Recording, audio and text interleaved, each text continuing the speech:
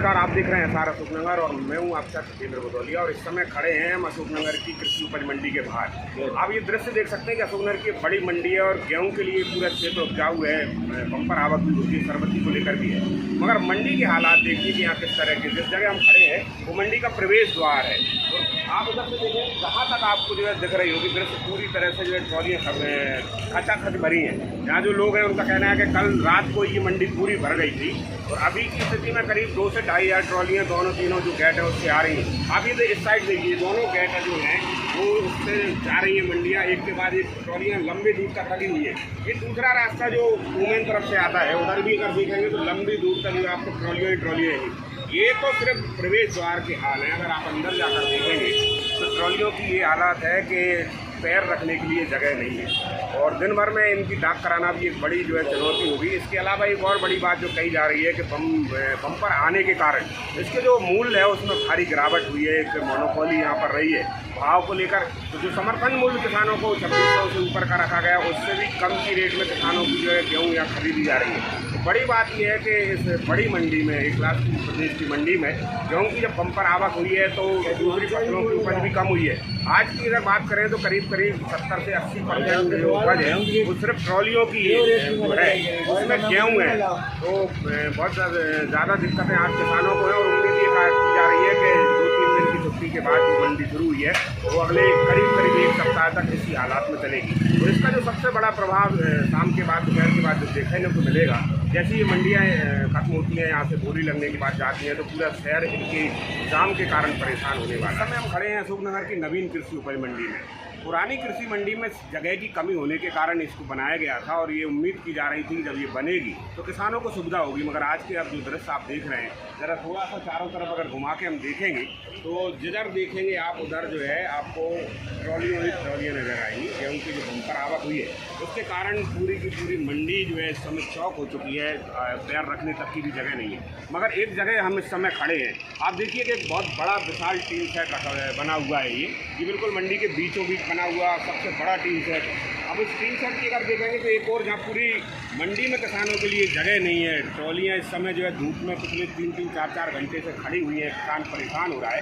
और ये पूरा इलाका जिसमें लाखों या नहीं तो संख्या करीब सैकड़ों की संख्या में हम हो सकती थी, उसको चौक कर दिया गया है। इसमें बोरे हैं, इसके अलावा फसलें डली हुई हैं और चारों तरफ बैरिकेड कर दिए गए हैं, इसकी जो है फेंसिंग कर दी गई है। तो ये मंडी ने किस लिए इसको आरक्षित किया है, इसमें किसकी फसल डली हुई है, ये बड़ी सोचने वाली बात है कि जिस मंडी में अब जगह नहीं है उसके इतने बड़े जो सार्वजनिक उपयोग के लिए बनाए गए टीन सेट को क्यों और किसके लिए रिजर्व किया गया है।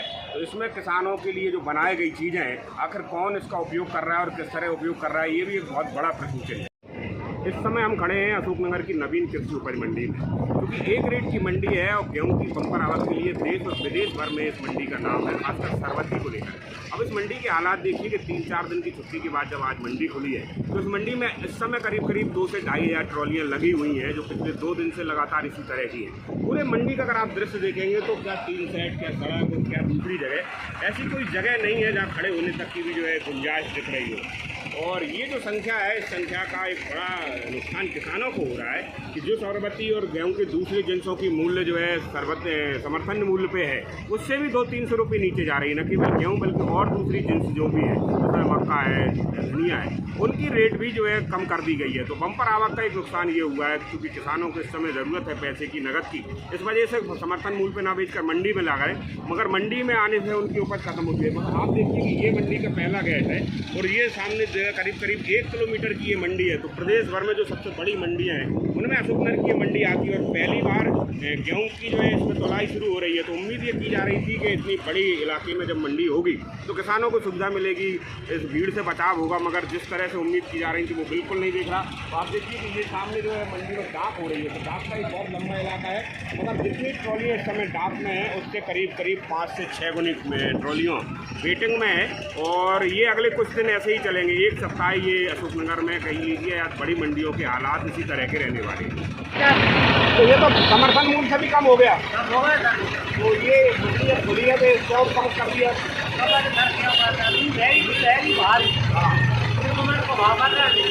ये किस रेट में बिकना चाहिए था आपका? 25-26 हज़ार चल रहा है, आप दे रहे हैं इसको? आज ये मजबूरी में जाना पड़ा। कितना नुकसान हुआ इससे आपको? इतना हो जाना एक टैक्सी का है, इससे कोई लेके आया और 4-5 हज़ार रुपये का घाटा लग गया। अतिक्रमण कर रखा है, ट्रैक्टर निकलने नहीं दे रहा है।